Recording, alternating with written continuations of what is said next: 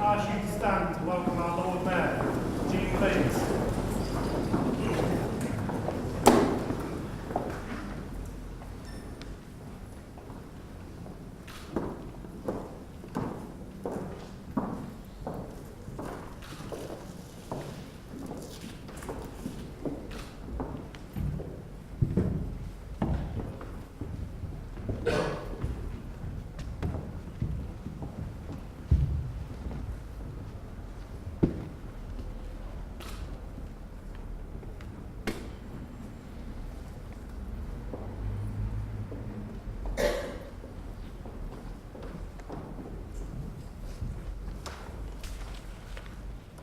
Deputy Lord Lieutenant, distinguished guests, ladies and gentlemen, good afternoon.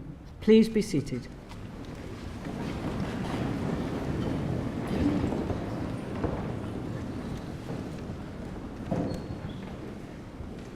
First, very sadly, I should like to ask you to observe a 1-minute silence in memory of Shirley Crapper, who died after a car accident last week. Shirley, as many of you will know, was the wife of the chairman of the Freemen of Oxford, Howard Crapper. Howard is still in hospital, and our thoughts are with him at this terrible time.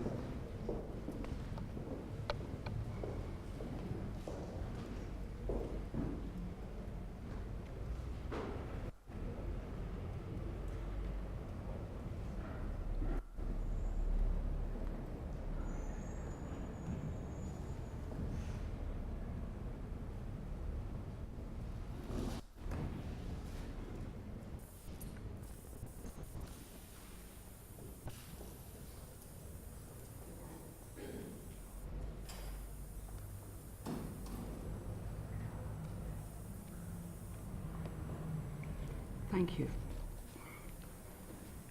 My year as Lord Mayor has included a huge variety of events, large and small, at which I have been privileged to meet hundreds of people working to make Oxford an even better place. I have presented awards to volunteers, prizes to children, supported the Scouts and the Sea Cadets, attended fundraising events for charities, and enjoyed cultural events at many of Oxford's diverse communities.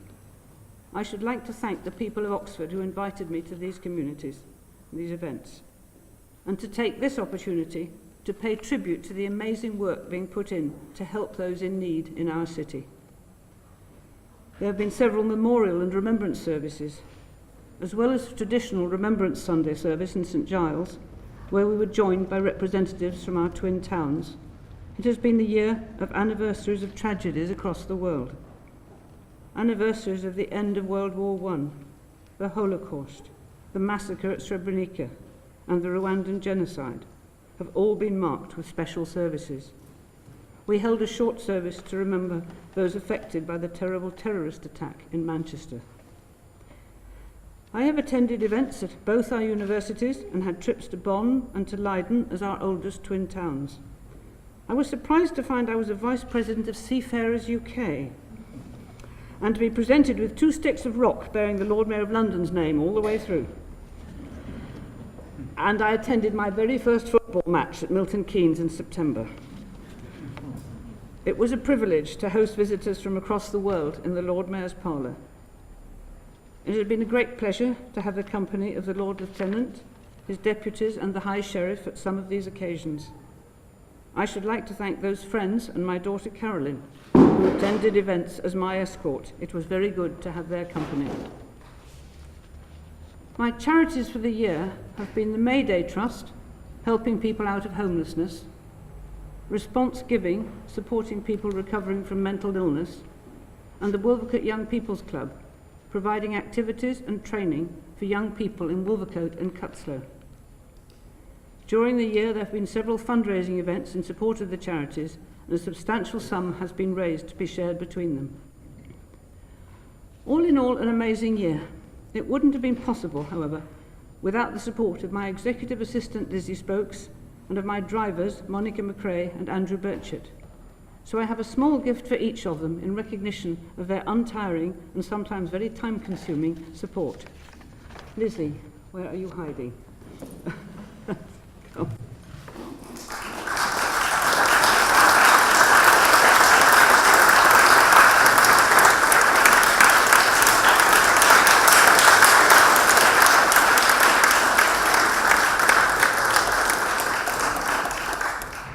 hiding somewhere else? Anyone seen Monica? Well, hope she'll appear. Where is she? Monica, come. Sorry, lost you.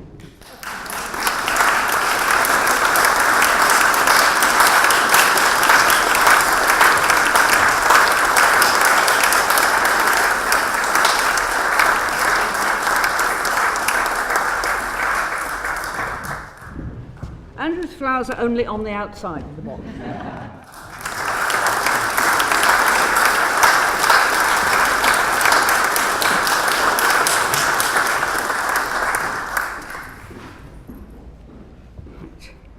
I would now like to ask Councillor Alex Hollingsworth to propose Colin Cook as the Lord Mayor for 2018-19.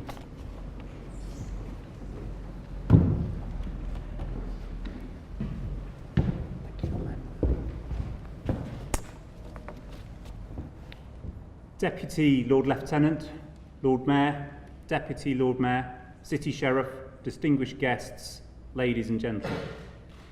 It is a great honour and a great pleasure to be nominating Colin Cook as the next Lord Mayor of Oxford. Like many of us here today, Colin was not born in Oxford, but has made our city his home. Originally from Merseyside, he came to Oxford in 1982 to study biochemistry at Hertford College. And with the exception of 1 year in East Anglia spent training to be a teacher, where a small but select group of pupils will doubtless still have memories of that trainee teacher who showed them the most dangerous experiments that he could think of, Colin has been a citizen of Oxford ever since. When Colin first arrived at Hertford, like many a fresh-faced undergraduate, he was keen to make the most of the opportunities that life at an Oxford college had to offer. So he joined every sports club available to him. Colin rowed for the college second eight, trying every seat in the boat before arriving at the conclusion that each one had that same fundamental drawback: too much like bloody hard work. And it is Colin's keen engagement with college sport that's helped to make him the man he is today. Because what he had realised was that if he turned up to enough matches, he'd be invited to each and every club's end-of-year dinner. Colin first stood for election to Oxford City Council in 1998 and was first elected a year later.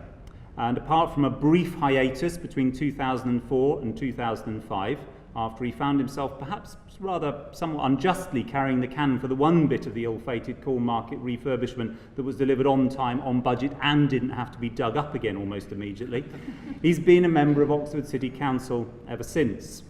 He served on the executive board, including at its very first meeting.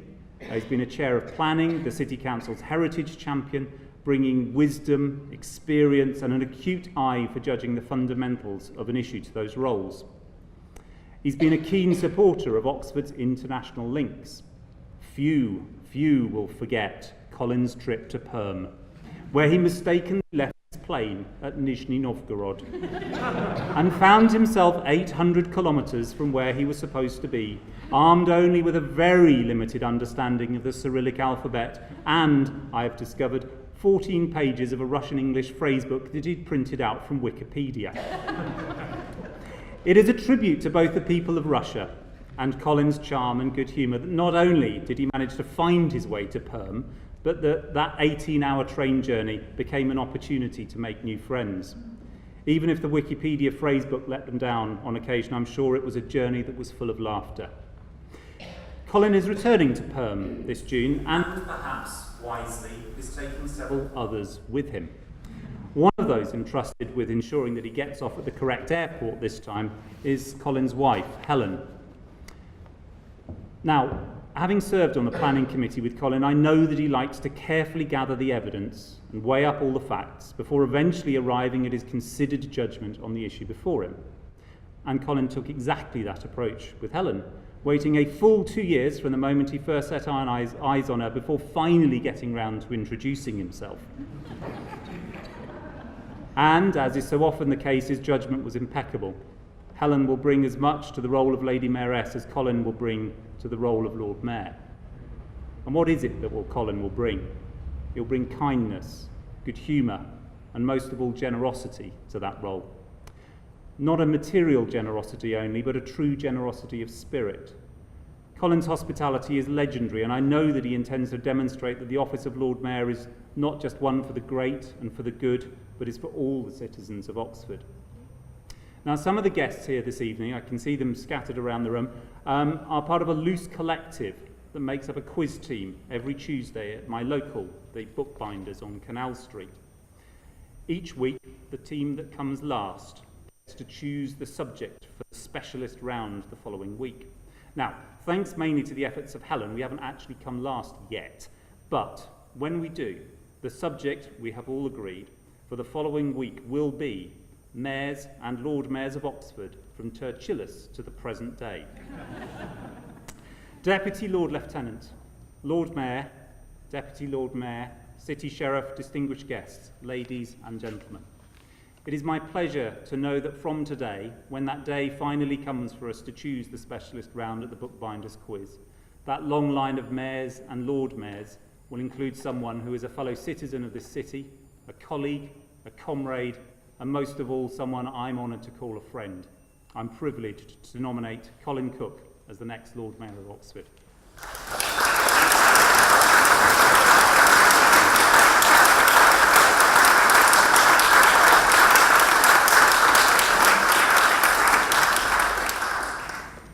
Now call on Councillor Ed Turner to propose to second the nomination.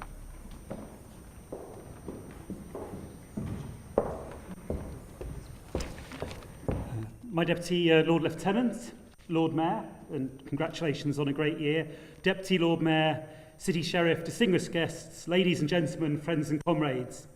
Thank you for the opportunity to second this outstanding nomination for Lord Mayor. Colin and I first met when I was a student, admiring of his dress sense. Indeed, there is still a Colin Cook Appreciation Society on Facebook with a tribute to his famous socks.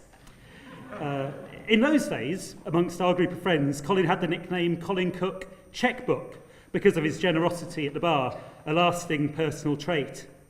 Over the years, that generosity has continued. Hundreds of people have benefited from buckets of homemade Pims by the river at the time of Summer 8's rowing races. Indeed, he even invited the whole Bonds civic delegation to join him for his party last year, though a certain former Lord Mayor overlooked his group and took them on a long, sweaty trudge further up the Isis instead. It's not surprising, as it's easy to overlook Colin's quiet and insubstantial presence. There are, I must warn colleagues, a few things to bear in mind with Colin as Lord Mayor. He will receive gifts, and it should be taken on board he has a great commitment to the reuse of unwanted items. Many a bicycle is fished out of a ditch. On one trip to the Czech Republic, he purchased a bear trap from a hardware store. It comes in handy in the wild streets of West Oxford. I believe he plans a shed of a size likely to bring planning enforcement onto his case in order to accommodate every single past edition he owns of the Oxford Mail. So civic gifts, as well as objects liberated from the recycling tips of Grenoble, Perman and Bonn, will find a warm and receptive home. Helen, beware. Colin also has some unique dietary requirements. It's not fair to say Colin doesn't like vegetables. He is a good friend of the humble potato and also enjoys mushy peas at Christmas lunch at his concession to the colour green. Actually, he's open to fruit too, provided it's embedded in a Jaffa cake. Colin's penchant for travelling has been mentioned, and he will be a good friend to our twin towns and cities. For many years, he's attended Bonds Carnival, relishing the opportunity for some fancy dress. At the carnival, many folk dress up as doctors and nurses. Colin went the extra mile, bringing some rather disturbing medical devices with him from his lab, causing a degree of unease to local partygoers. The civic office should vet his baggage carefully before departure. I'm especially pleased to see the Samaritans and Nightline as Colin's charities. I know Colin was a long-standing supporter of Nightline, a sympathetic and kind voice for people in their hour of need. This great kindness, fun and sympathy, as well as the unorthodox approach to dress code and nutrition, will be defining features of Colin's year in office, and I wish him and Helen every happiness. I second the nomination.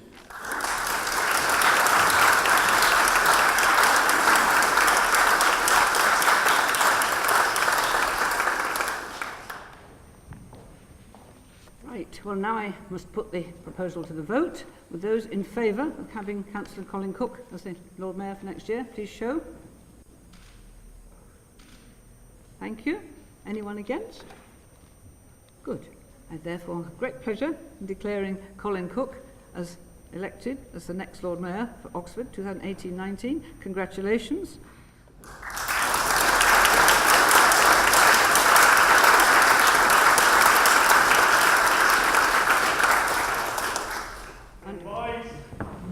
We will now retire to the parlour to get properly dressed for our new roles.